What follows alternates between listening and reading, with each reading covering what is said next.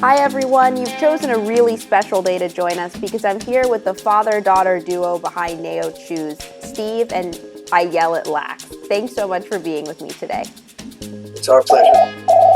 So despite becoming an international brand, you guys are still rooted in the same mission that the company started with back in the 1940s to provide beautifully and ethically designed shoes. Can we start out with you giving us a glimpse into what makes your brand so different? Well, it's really, really interesting because sometimes we ask ourselves that very question. Sometimes I'm puzzled. We walk the shows and we see 1,000 different shoe brands, and we're amazingly blessed. And I was just actually in a conversation about how it's like almost like if somebody up there likes us. Uh, you know, we're made in a very unique place. What we do is very counterintuitive in today's world from A to Z. Our factory is on a farm in the northernmost part of Israel in one of the most beautiful spots in the world. And, labor in Israel is not the cheapest. We're not, near any urban centers. We have people making our shoes from all over the world. It's a really eclectic group of people from every nationality you can imagine, from Russian, African, Israeli, religious, non-religious, Muslims, Druze, who are a really unique part of people, in this amazingly almost magical part of the world, which is the Middle East and northern Israel, the Galilee. And something about the spirit of that place is almost in every shoebox. And it's really, really unique because people feel it when they put the shoes on. We have some basic tenets. One, we have to be comfortable and we have to be healthy. That's our first point. So we use something that was developed in Northern Europe, the cork insole, and we took it from its initial basic design to a dimension that was absolutely never thought about by other people. So everything we do has this cork latex insole in it. And then we have designers. We have a 30-person design team, plus our input here from the United States, and Ayelet's a big part of that input. So we have some young women here. So it's not a bunch of old men picking women's shoes, which seems to be the norm. So we have a feminine touch in our shoes. And our goal is to be very, very modern, very, very fashionable, but always comfortable and healthy. So while, historically, your mother's comfort shoes were old lady shoes, today our clients are from anywhere from 12-year-old kids to 98-year-old women.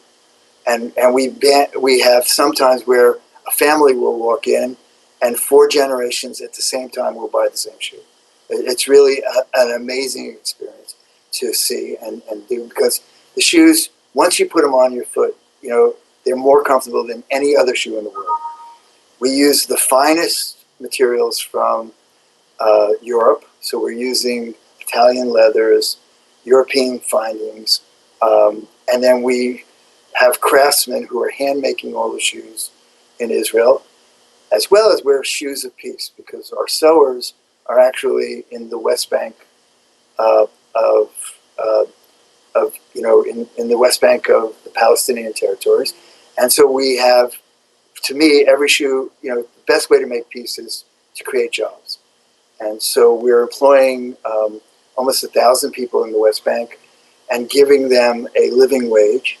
And it's a joint effort on every shoe by Israelis and Palestinians to create this amazing product. And one of the big things, one of our mottos is when we're looking at shoes, is always every woman wants to be fashionable and wants to look pretty.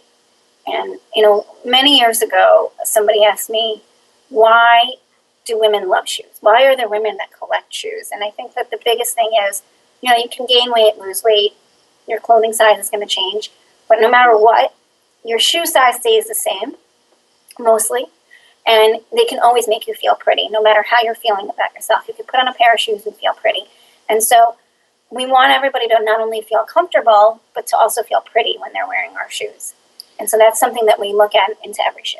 Right. So, relatively speaking, in the market, we're not a cheap brand at all. We're fairly expensive in the mid-market, but we're not one of the most expensive brands. And if you take the most expensive brands that runs for up to $1,000, if you take the guts of Naot, it's basically the same guts of a shoe, if not even better, because you can put all these fashion brands on your feet and walk for 5 minutes, and you're in incredible pain. What we do is and today we're finding a unique experience of our designers are doing such a great job that some of the top fashion companies are knocking us off. So they're following our fashion, and we tend to be ahead of the whole trend by a lot. And so people are following us rather than us following fashion. We do an incredible amount of research on current fashion trends and trends for the future. So we're already, looking 2 years ahead of time at what our new trends are. One of the other big things is that we're very social, action driven. And, we look to the communities around us to take care of them. As we said in Israel, it's in this beautiful, the factories are in this beautiful, lush valley. And the way that the shoes are produced are in a very ecologically friendly way versus some of the other factories that are around the world. And then locally here, we actually, don't sell our shoes for pennies on the dollar when something doesn't necessarily work out. We donate hundreds and thousands of shoes, thousands of shoes basically every month, hundreds of shoes on a weekly basis, to local shelters around the country, women's shelters, homeless shelters, back to work, all that kind of stuff. And whenever there's an emergency in the country, for example, a flood or a tornado or something, we'll go to a local retailer and donate shoes to people who are really in need. So our donation program is basically to those people who are really desperately in need, and it's community outreach. So it's usually a local store, and sometimes a church or a synagogue or a youth group working together, creating community. And we're all about community worldwide, including, the Naot factory. And one of the kind of unique things is we talk about all our employees as being part of this Naot family. And here in the States, we have a very much, Yalit has a family environment where our employees really feel they're part of this family. And most of our employees have been with us for years and years and years. And same thing in Israel. It's a family experience, and our other distributors in other parts of the world feel the same way. It's this connection, whether it's Canada or Australia or even their Naot stores today in Japan. And the funniest group is it's the country in Papua New Guinea. There are 2 Naot stores in Papua New Guinea today, and these are. It's amazing to see that in Papua New Guinea we have a following today. And what's really unique is our followers and the people that wear our shoes. We find that they almost become addictive in a Not good a bad way. thing. And in a good way. We call them naotics, and there are these women that write us these wonderful letters, and we get them from all over, men from all over the country, and they don't just buy one pair; they buy 10 to 20 pairs of shoes, and the whole wardrobe of shoes. And the wonderful thing about what we do is, as we said, it's a healthy business that we're in, and we get these wonderful letters of people who saying, I couldn't walk, I couldn't do this, and I put your shoes on, and not only are they making me feel beautiful, but they've actually changed my life and transformed my life. And those to us, when we get a letter like that, we know that we're doing something great. We had a letter a few months back from one store where a woman came in and said, I'm going to be your most difficult client that you've ever had. And I'm in excruciating pain. And she tried every shoe on in the store, and the store said, we'll help you. And in the end of the day, she passed on Naot initially because of the price. And then she went back and she ended up buying 6 pair of Naots. And 5 of them were in stock, and 1 of them we sent from our warehouse to the store. So she had to come back a week later. she came in and she started crying. And she said, I've been in agony for the last 10 years. I can't walk 12 feet without feeling pain. All my pain's gone. What you've been able to do is, I love to travel. I haven't traveled for 10 years. I just booked my first flight. So for us, that says everything. That's what we're really all about. Making people, one of our mottos has been changing the world one step at a time. We really believe that, and everything we do is geared at, we ended up buying the company worldwide recently because we wanted to keep it intact. We wanted to keep it in Israel. We wanted to keep the employees going, keeping the jobs that we have here, the 150 so families that are dependent on Naot here, the hundreds of stores that we are very, very important in their daily. That would have all changed if the company would have been sold and gone to, someplace in the Far East to make, and a jobber would have come in and not concerned with people. So our main concern is, like I said, look, we're a profitable company. We have to make a profit. We need to. This is not. We don't do this. It's not a non-for-profit. It's not a non-for-profit business, but we run a really, really clean business. We're incredibly loyal to our retailers. We're incredibly loyal to the people we work with. And we tend to be everybody's favorite vendor at the end of the day. That's always a good thing. And I know this has been a family-driven company since you brought it to the U.S. decades ago, Steve. Ayelet, what was it like watching your parents build this? I didn't really know anything else. So we grew up with shoes in our basement. I mean, it started in a little condo, and we grew up in shoes in the basement, and I've always worked in the industry, whether it was helping them pick and pack boxes to ship out to customers. And then as a little kid, when they first started traveling, they would pack me and my sister.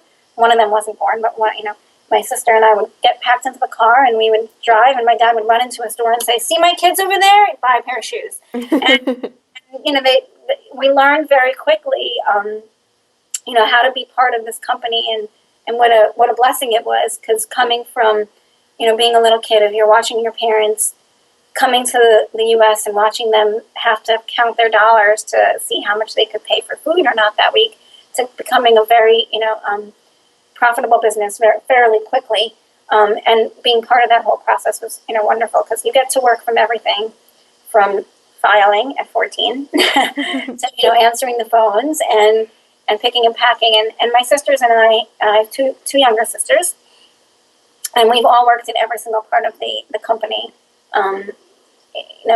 Whether it was, being young kids and running around a trade show and helping them run shoes. They were amazing salesmen at the trade show. My youngest daughter, I think she was 15 or 16, sat down with a customer and quadrupled her order that she's ever ordered. She wrote the biggest order with the 16-year-old kid. And I came back and I said, "She oversold you." "I never sold you that much." So, they've been great. And when we first started, we were really basically desperate out on the street. And we used to do the street fairs in New York, and the kids would make jewelry, and handmade jewelry, and we'd be selling shoes, and they would hand. We'd color T-shirts and sell them on the street. That's where they got their allowance from. So they learned early on, what it meant to be a salesperson, what it meant to, I don't think any of us took anything for granted, and we still don't. Steve, when you came to the U.S., you guys have both touched on it, you had to prove yourself in a 2-month period that you would be the retailer here, the distributor here. Now, obviously, you have much more experience, but how do you always keep those experiences in your mind so you never lose that rookie touch, so you don't stop being creative? Well, so, one of the things, I grew up here in the States. I went to school here and graduated, and then I went and started a collective farm in Israel with a bunch of young Americans.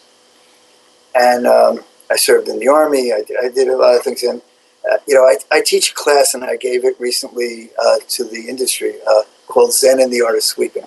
And it's basically my corporate philosophy, and I give it to every single employee who comes to work with us. And it's about the holiness of work. And I'm a great believer in whatever I'm going to do, I don't expect you to do if I'm not willing to do it myself. Until today, what I start with sweeping the floor. That sweeping the floor is, I can learn everything about a person by the way they sweep the floor. Because if in the middle of talking about sweeping the floor, they're talking about who they went out last on a date with, or how the Knicks played, or what's going on, their head's not into what they're doing. But if they're trying to think about the tools they have in their hand, or they're trying to think about how do I do this better, that person has lots of potential. And so you take the simplest tasks, and I don't take for granted the simplest tasks. Till this day, I unload trucks with my staff. I'm 63 today, and I'm out there unloading trailers with my staff because I want them to know their work I consider as holy as my work. And without them, I'm not going to be successful, because it's in life, what I've learned is it's not when things are going good that you prove yourself. It's when you have a crisis and how you come through the crisis. And we're all going to have crises. That's something we don't control. But how we react to that crisis and how we react to hard times is what differentiates us. Especially being a family-driven company, when you were bringing people on, both in the early days and today, how are you finding people who have that same passion? Because no one's going to love it quite like you do. Well, my staff is incredibly caring. Just tell you where I find people. It's not necessarily in the industry. Sometimes they've been through the industry. We like to hire within and grow our people from within. One of the biggest things that we always say is, we can teach anybody anything. I can't teach you to be nice. And if you find nice, amazing people, they usually tend to care about their work, and they usually tend to really, really want to succeed. And so that has created a wonderful family environment here. And so they all care, I think, almost as much or just as much as we do about the business. What are some of the initiatives that you use to teach people when you bring it on? Because I think today we have this immense pressure in business. You have this idea, you scale it really fast. So bring on whoever you need to bring on to make it happen. And then sometimes in the early days, culture gets lost in the mix. It's clear that that is not the case with you guys. What are the things that you're doing to build that culture? So I like to see people who, from day one, understand what they're getting involved in. So we don't pay the best salaries. We're pretty salary-wise. I'd say we're not even very competitive. But what we do is we bonus our people based on the success of the company. And every employee knows the better the company does, the better they do. So everybody has a stake in what we're doing. And it's not, because in the end of the day, like I said, it's not, we can send 1,000 shoes to a customer correctly. The one shoe that we send wrong is what they remember.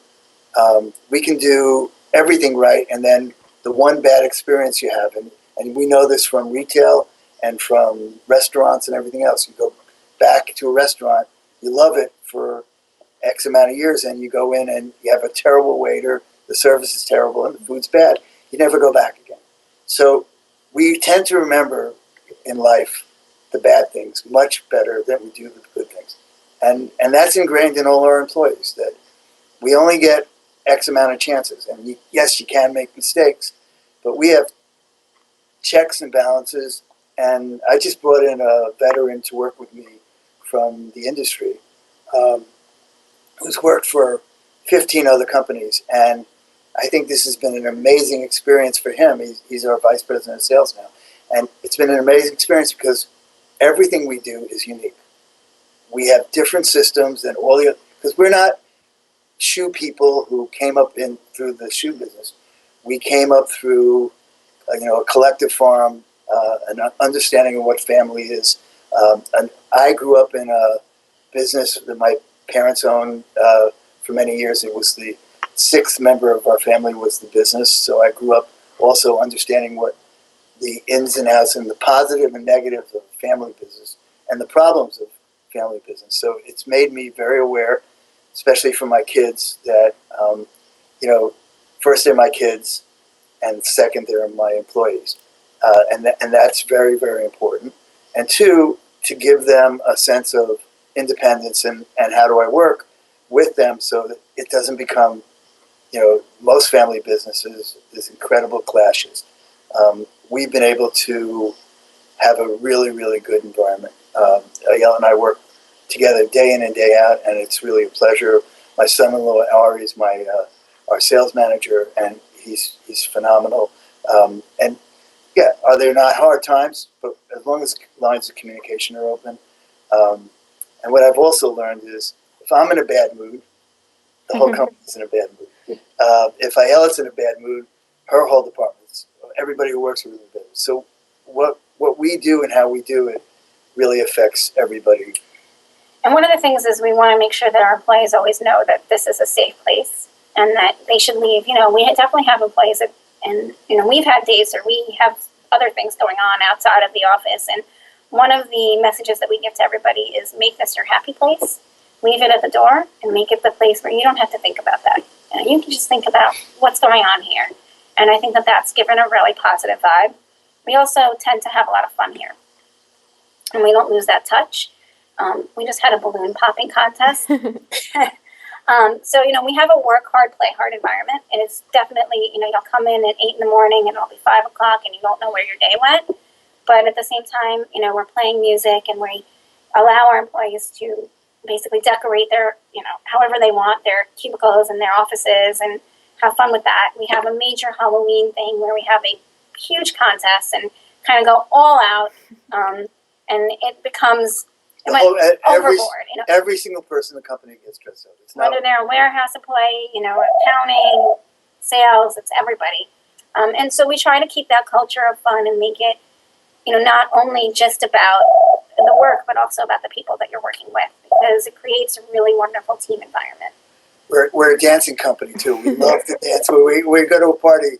We've been to weddings where everybody's sitting and the whole company's up and on their feet dancing. So it's kind of people you have. It's fun loving, really hard working.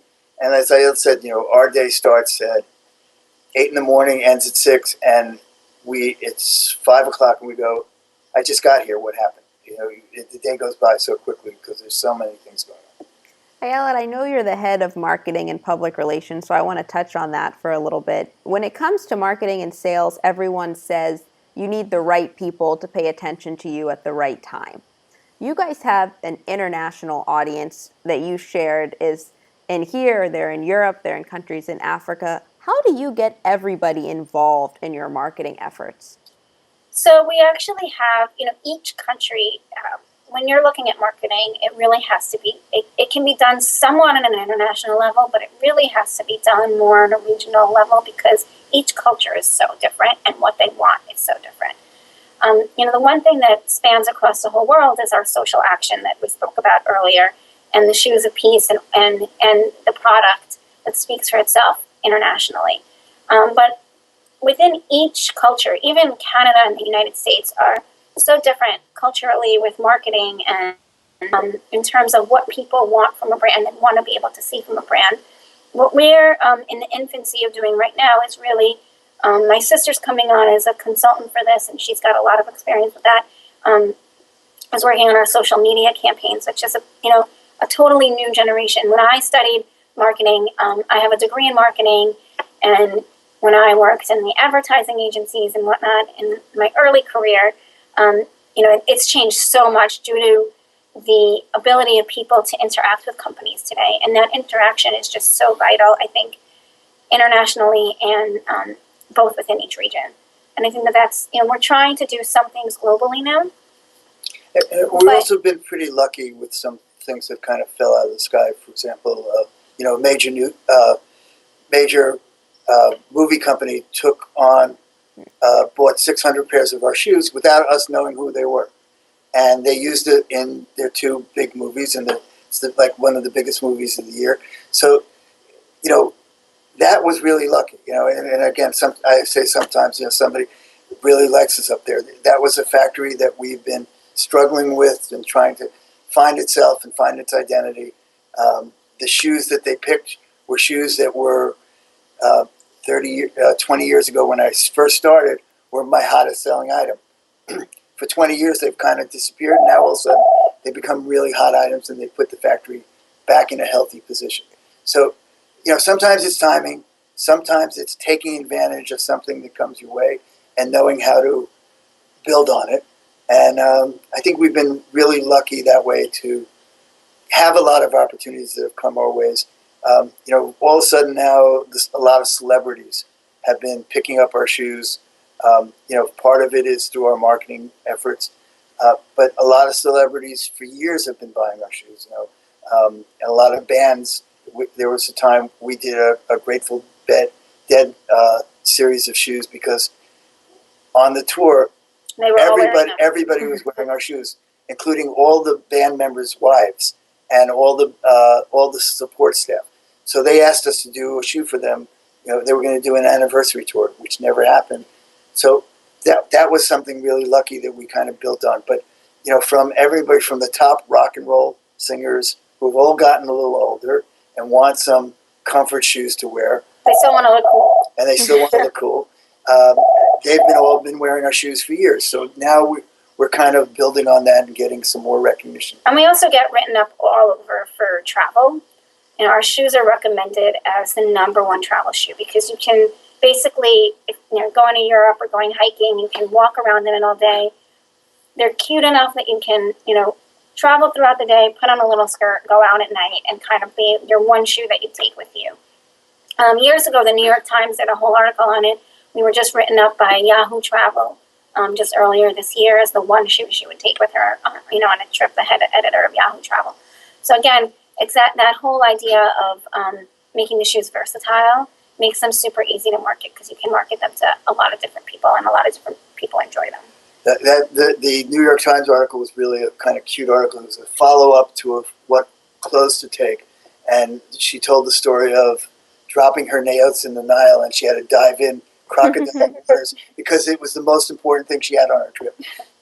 When it comes to getting such a positive response from your customers, I was really intrigued by that, both on social media and in a lot of the testimonials that I read, because I think it's difficult to drive people when it comes to purchasing clothing or purchasing shoes to say what they think about it online. Like, I wear this shirt every week, but I'm never going to post on social media or let alone write a blog about how much I love it. What are you guys doing that people want to share it?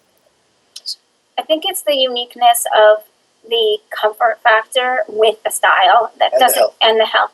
So again, one of the things we touched upon is our unique comfort comes from a lot of different production developments that we made, not only just in the footbed, which, has arch support and has all kind, helps you stand up straighter, all kinds of great, wonderful things, but in the unique way that we're producing our shoes, we're doing something called the stromal construction, which only is really done within some European brands and out of Italy, and they start at about $350 to $500.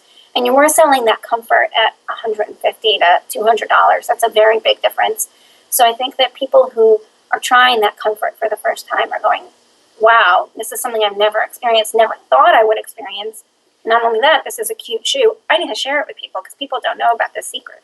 Yeah, one of the other things is I think our heel heights and how we deal with our heels, because one of the things we really believe in that once you get into high heels, you're doing damage to, people think it's sexy, you're doing damage to your back and to your whole spine. So what we do is we engineer our heels to be minimal impact on your spine and height. So we'll do wedges that are specifically designed at specific angles to really minimize the strain on your back and legs. And people feel it immediately when you put the shoe on. You look at pictures of shoes, a lot of them, I don't know if you can see my hand, but it kind of goes, in a diagonal way. What we do is we lift the front of it up so that you're really almost on a flat, but you're still getting that height and that look. And so they're designed to look in a certain way and give the height while making you feel like you're almost in a flat. And part of it is we don't know the answer to your question, okay? And quite honestly, sometimes, it amazes ourselves is why are we successful, and why, like I said, you walk a show and you see 1,000 different brands, and a lot of the shoes may look like ours, and a lot of knockoffs of our shoes. We see that every day. Companies knocking us off almost 100%. But there's something really special about where they're made, how they're made, and everything else. And I said to the CEO one day, I think it's the air from the Galilee that you're putting in boxes, because somehow or other there's something almost magical about them. You both touch on design, and that brings me into a question we have from our audience. Lori wants to know what the design process is like at Naot.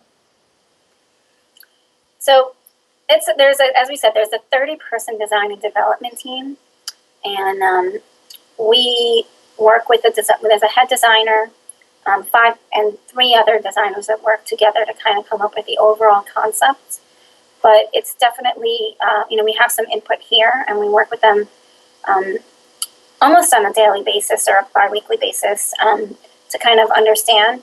They have a very European touch to them, and then we bring the North American touch, and that sort of, as we said, one of the times the CEO said to me, we argue back and forth about what the design's going to be like. We'll say, no, we want it this way. And they go, no, we want it that way. And it becomes this whole argument, and everybody's super invested in it. And he said, you know what, that argument, so that clash makes I think that makes a super magical process to the other thing we do is a lot of designers think, and one of my beliefs is, you can't really only push to the market. You have to pull from the market. So we do a lot of, in the end of the day, our collection is put together by retailers, salesmen, designers, and our staff, and basically our consumers, sitting together and making a decision on, do we want to do this style or not? Because that way we're taking information from the market of what the market needs, as opposed to saying, this is what you need. I think there's a little bit of arrogance generally in the fashion industry, is this is what the direction a woman needs to wear, as opposed to hearing from women and men, this is what I want to wear. This is what I think I need. That's in my missing, wardrobe. and what I'm missing from my wardrobe next year. And we really spend a lot of time and energy trying to find that right place. And it's difficult. It's definitely a process. We have a very long, unique process of like 5 or 6 different meetings till we get our final product together. And again, it's Ayelet and my job to put the collection together. But we have right now, currently in our collection, 600 different styles and colors. That's a lot of different styles and colors. And with our 2 new brands, it's even growing beyond that. So we have these 2 new brands that we just launched that are adding a different dimension to the market. And one is going to be called Lusso. It's going to be a beautifully constructed, one of the things we haven't been able to do in Naot technologically is produce a ballerina flat. And one of the things is that with every shoe that we bring to the market, and again, where it makes us unique as opposed to some of the other companies, is not only do we do top of production checks, but we actually make sure, whether it goes through a long process to make sure every shoe fits before it gets on the market. And having studied shoe design, and the engineering that goes behind a shoe is, pretty incredible. It's almost on par, if you think about it, to an engineering of a house, because you have to put, stacking of heel heights and everything else, and measuring it all and putting it together. So to get a ballerina flat to fit, and to fit comfortably, as we said, has to fit comfortably, is extremely unique and hard to do. And I think most of the ballerina flats that are on the market today don't fit very well, because I've tried them on from my own research. But we have wanted to bring one out to the market for a long time. And so we're bringing out a brand called Lusso, which is Italian for luxury, and it is luxury for your feet. And it's allowing us to work with another factory that has that technology and that we felt fit correctly. And I, as a mom, I have a 6-month-old and a 3-year-old, and getting in and out of the house is not easy with two children. So lacing up a full shoe is not always the easiest thing, and so we wanted something that we could slip on and slip off fairly quickly and run in and out of the house and still have that comfort. And I wore tested these for about 3 months, and it was, the most comfortable shoe that I had on, and was super easy to slide in and out of and run in and out of the house. So we're bringing this beautifully crafted new brand called Lusso. And then on top of that, we're bringing out the Daphna brand, which produced those shoes for the movies, but also is one of the things we found in the market that was missing was rain boots that looked fashionable.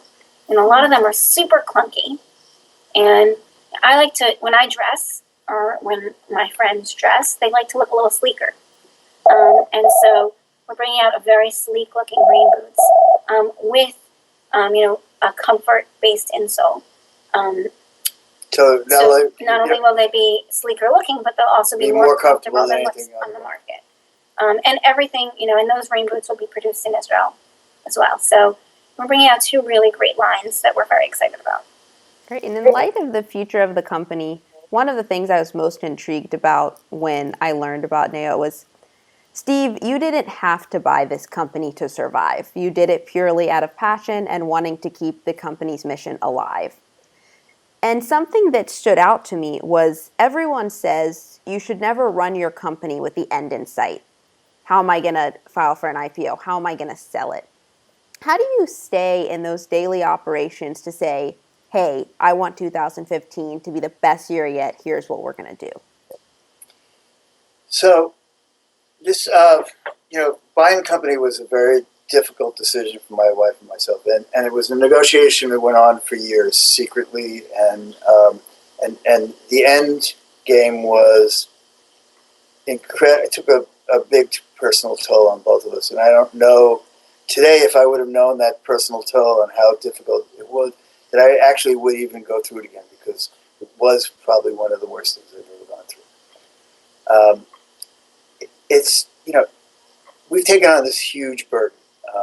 And again, I don't want to sound that, altruistic that we did it all for everybody else's goal. And the end game is, I'm building something for my family long term. I'm building something for the community long term, something that I've worked on for 25 years that I just didn't want to see go away. And I, again, like I said, I was very much a believer in it. Again, part of it coming from the collective farm that I lived in Israel is, your coworkers and the people who make you successful are the people you live with and work with every day. And I didn't want to see all that go away. And my wife was certainly the one who, Susie said to me, in the end of the day, what we have it when we go into the next world is our good name. And you don't take the money with you. So we wanted to make sure that we couldn't have slept at night if we would have walked away with a bundle of money and have everybody else lose their jobs. On top of that, I love what I do. I really am passionate, and I love what I do. I think Ayelet loves what she does. This has been exciting and very, very stressful. There are 3 or 4 factories that we inherited. There are thousands of employees. There are different markets that are struggling, that we're having to reinvent. Just now we're redeveloping the Canadian market almost from with a whole new outlook and chance of redeveloping it in a new way. And we are, see it this potential that's really, really amazing, because, like, I believe, until you did this interview, I don't know how much you knew about Naot, but once you learn about us and once you put our shoes on, you kind of get sucked in. And it's the potential of, like the executive vice president who we just brought in, said to me, we're one of the best kept secrets in the industry. We sell thousands and thousands and thousands of shoes, but there's so many people who don't know who we are, and the potential is just amazing. And we want to build on that potential. And again, we want to build it smart. We want to build it healthy, and we want to do it that people have an amazingly great experience from what they've done with us. So, my goal every day is to kind of figure out how do we get a little better. And again, part of my class is I don't believe in revolution. I believe in evolution. If we're this much better every day, just a drop, then we're a better company. If we're that much worse every day, then we've taken a step backwards. And it's based on all the people who make up this family. I love the way you said that because it helps me segue into the question that I'm ending every 33 Founders episode this season with on uncertainty. So as we've said, you guys have been in this business, Ayelet, since you were being packed up in the car to go and sell people colored t-shirts to market the shoes. However, regardless of the success that you've had or the success you may have in the future, every day when you're an entrepreneur, you have a lot of uncertainty because you don't know how your quarterly earnings are going to be. You don't know what marketing is going to work and what's not going to work. How do you deal with that uncertainty on a daily basis? So I can answer part of it and then I'll let Ayelet finish up. But for me, first of all, I think worldwide we're in a time, and I said this to my employees, we are in a time of fear and uncertainty. And I think the consumers are confused because we open up the newspaper and what do you see? You see war, bloodshed, financial insecurity worldwide. The message out there is a time of incredible trouble. Our experience with retailers, they're also experiencing an incredible flux and incredible difficult time.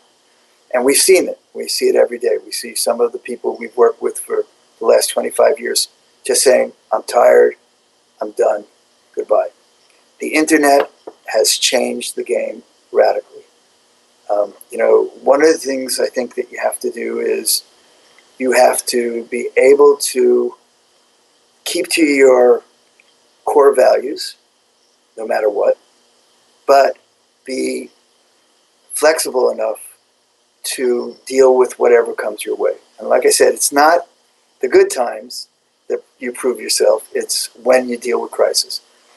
And from my own personal experiences, when you deal with a crisis, it's always an opportunity.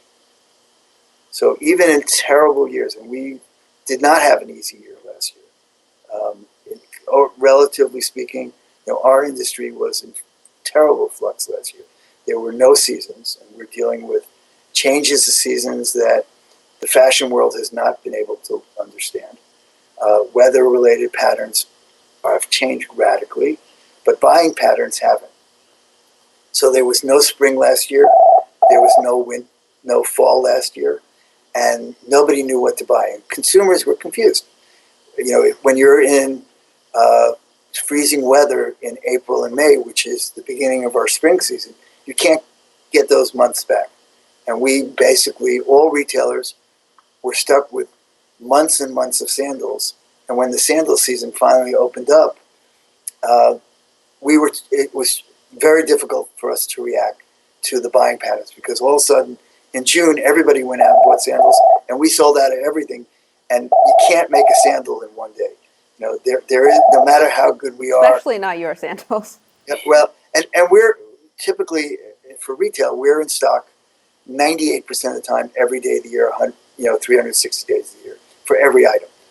But that takes a lot of predicting and a lot of understanding. And, one of the things that we ran out of, and it took us a while to react to the market because nobody bought anything for 3 months. And then everybody went crazy and bought. So you kind of know it's going to come, but, you want to hedge your bets as much as possible. And we were caught with everybody else without stock.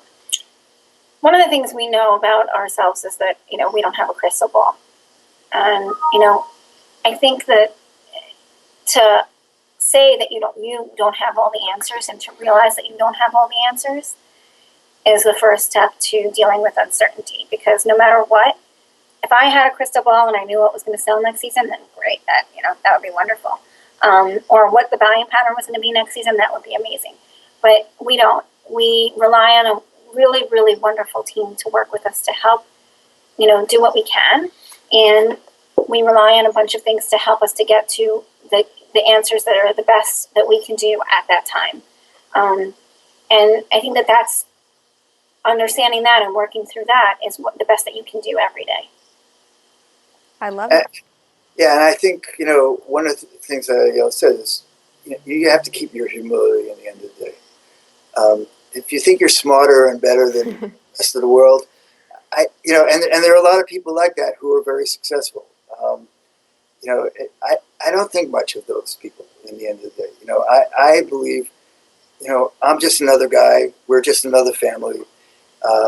We're pretty savvy and we're pretty smart and we take advantage of situations, but we don't have the answer to everything. But we're willing to try, and we try really, really hard. And, a lot of it is just basic hard work. And you have to, again, you have to be able to listen. So you're, in the end of the day, the one making the decisions. But if you don't hear the people around you and actually listen to them, whether it's the retailers or the consumers or your staff or whoever, or each other. Or the designers. Or the designers or each other, then, at the end of the day, you can't do it as an island by yourself.